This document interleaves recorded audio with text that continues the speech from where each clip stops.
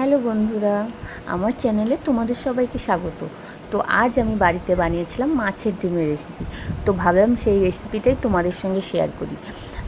তো চলো শুরু করি রেসিপিটা। প্রথমে আমি মাছের ডিমগুলোকে ভালো করে ধুয়ে নিয়ে তারপরে তাতে পেঁয়াজ কুচি, 2 চামচ আদা রসুন বাটা, হলুদ, তারপর স্বাদ মতো নুন, একটা ডিম আর 2 চামচ বেসন দিয়ে ভালো করে মেখে বড়াগুলোকে লাল লাল করে ভেজে তুলে নিয়েছি। তারপরে সেই একই তেলের মধ্যে আমি আলুগুলোকে ছোটো ছোটো টুকরো করে সেগুলোও লাল লাল করে ভেজে তুলে রেখে দিয়েছি। তারপরে সেই একই তেলের মধ্যে আমি প্রথমে দুটো শুকনো লঙ্কা আর কালো জিরে ফোড়ন দিয়েছি। শুকনো লঙ্কা আর কালো জিরেগুলো একটু ভাজা ভাজা হলে তারপরে তার মধ্যে দিয়ে দিতে হবে আমাদের পেঁয়াজ কুচি। তো আমি দেখুন দিয়ে দিলাম পেঁয়াজ কুচিটা দিয়ে দিলাম। তো আমি পেঁয়াজটা ততক্ষণ ভাজতে থাকবো যতক্ষণ না পেঁয়াজটা একটু ব্রাউন কালার আসে। তো দেখুন আমি পেঁয়াজটা ভাজতে রয়েছি। দেখুন এর মধ্যে একটা ব্রাউন ভাব আসতে শুরু করে দিয়েছে। তো আমার দেখলেই বুঝতে পারবেন যে হ্যাঁ, পেঁয়াজটা এখন আমার ভাজা হয়ে গেছে। তো আমি এর মধ্যে এখন দিয়ে দেবো 2 চামচ আদা রসুন বাটা। তো আদা রসুন বাটাটা দিয়ে একটু নেড়ে নেবো যাতে নিচে না লেগে যায়। তারপরে এর মধ্যে দিয়ে দেবো হলুদ গুঁড়ো, দিয়ে দেবো স্বাদ মতো লঙ্কা গুঁড়ো, ঝালটা যে যতটা ঝাল পছন্দ করে। তারপরে দিয়ে দেবো 2 চামচ ধনিয়া গুঁড়ো আর 1 চামচ জিরে গুঁড়ো। তারপরে এটাকে আমি ভালো করে নেড়ে চেড়ে নেব যাতে তলায় না লেগে যায়। দেখুন আমি নেড়ে চেড়ে নিলাম এটা।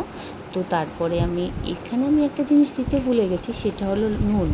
আমি নুনটা দিতে ভুলে গেছি, তো পরে আমি সেটা দিয়েছি। তো তারপরে আমি দিয়ে দিলাম টমেটো বাটাটা দেওয়ার পরে আমাদের মশলাটা একটু ভালো করে কষিয়ে নিতে হবে, কারণ টমেটোর মধ্যে একটা কাঁচা গন্ধ থাকে। সেই গন্ধটা যতক্ষণ না যাবে তো ততক্ষণ আমাদের ভাজতে হবে। ধরুন এই 2-3 মিনিট ধরে আমাদের ভাজতে হবে। তো দেখুন আমার মশলার চারি সাইড থেকে একটা তেল ছাড়া শুরু করেছে। যখনই এরকম তেল ছাড়া শুরু করবে তখনই বুঝে নিতে আমাদের হবে যে মশলাটা আমাদের হয়ে গেছে। তো আমার চারি সাইড থেকে তেল ছেড়ে দিয়েছে। তারপর আমাদের দিয়ে দিতে হবে এর মধ্যে ভেজে রাখা আলুর টুকরোগুলো। তো আমি আলুর টুকরোগুলো দিয়ে ভালো করে নেড়ে চেড়ে এটাকে ভেজে নেব। এটা একটু সেদ্ধ হওয়া পর্যন্ত আমাদের ভাজতে হবে। তো আমি তখন যে নুনটা দিইনি, তো এখানে আমি নুনটা দিয়ে নিয়েছি।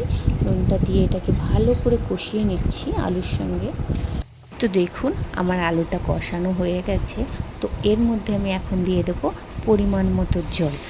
তো জলটা দিয়ে দেওয়ার পরে গ্যাসের ফ্লেমটা হাই করে দিয়ে 4 থেকে 5 মিনিট পরে যখন জলটা ফুটতে শুরু করবে তখন তার মধ্যে দিয়ে দিতে হবে আমাদের ভেজে রাখা মাছের ডিমের বড়াগুলো। তো বড়াগুলো আমি এখানে দিয়ে দিলাম। তারপরে হালকা হাতে ভালো করে নেড়ে নেব যাতে বড়াগুলো ভেঙে না যায়। এইভাবে 2 থেকে 3 মিনিট নেড়ে চেড়ে নেওয়ার পরে উপর থেকে গরম মশলা ছড়িয়ে নামিয়ে নিলে তৈরি আমার মাছের ডিমের রেসিপি। আশা করি আমার মাছের ডিমের রেসিপিটা তোমাদের ভালো লেগেছে। যদি ভালো লাগে অবশ্যই একটা লাইক করে দিও।